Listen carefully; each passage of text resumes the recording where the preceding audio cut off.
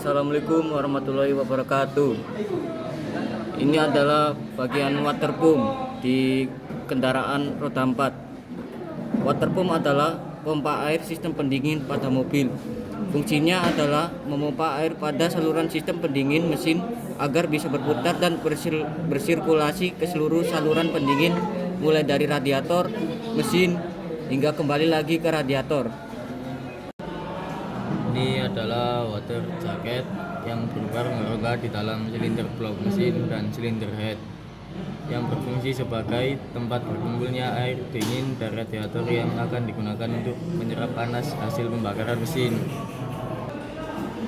Fungsi radiator mobil yaitu untuk mendinginkan suhu air pendingin setelah sebelumnya air tersebut menyerap kalor panas dari mesin. Di radiator inilah air bersuhu panas didiamkan sebentar untuk dibuang panasnya dan didinginkan suhunya. Berikut adalah fungsi radiator mobil. Bypass hose sebenarnya juga termasuk selang yang digunakan untuk mengalirkan air dari mesin kembali ke mesin tanpa melalui radiator. Komponen ini bekerja ketika mesin masih dalam kondisi dingin serta saat radiator mampet. Ukurannya lebih kecil jika dibandingkan selang utama dan terhubung dengan water pipe serta termostat.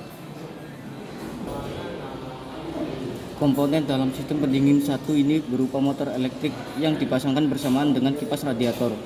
Motor fan radiator hanya bisa ditemukan pada mobil dengan sistem injeksi elektronik karena komponen ini harus dikontrol dengan otomatis oleh ECU. Ketika ECU mendapat informasi suhu mesin panas, maka motor fan berputar demi mendinginkan air di radiator. Berikutnya yang ada di dalam adalah komponen bernama termostat yang berupa sebuah katup bekerja dengan otomatis ketika terjadi perubahan suhu pada air pendingin mesin. Bagian ini berfungsi untuk mengatur sirkulasi air pendingin dari mesin ke radiator dan sebaliknya berdasarkan perubahan suhu di dalam mesin. Katup termostat akan otomatis terbuka ketika suhu air pendingin mesin mencapai kisaran 80 derajat Celcius.